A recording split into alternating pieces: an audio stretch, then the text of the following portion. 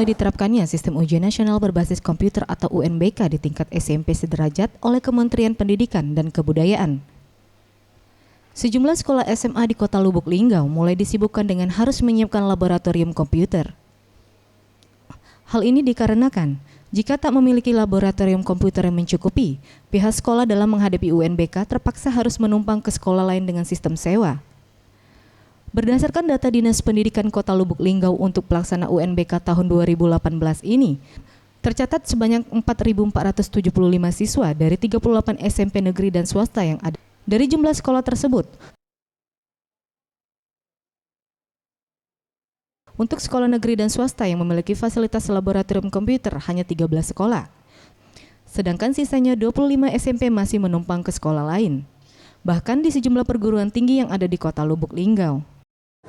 Kalau untuk seluruh Linggau ini 4.300 lebih.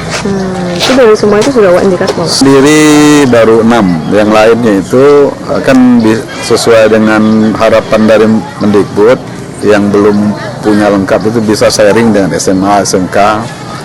Kalaupun itu masih bermasalah bisa nyewa juga ke mungkin ada lembaga pelatihan komputer bisa. Dalam pelaksanaan UNBK ini, Dinas Pendidikan Lubuk Linggau berharap untuk UNBK tahun depan, baik SMP negeri maupun swasta dapat menggelar ujian UNBK secara mandiri, sehingga pihak sekolah tidak harus lagi mengeluarkan biaya sewa, di mana biaya tersebut dibebankan kepada para siswanya.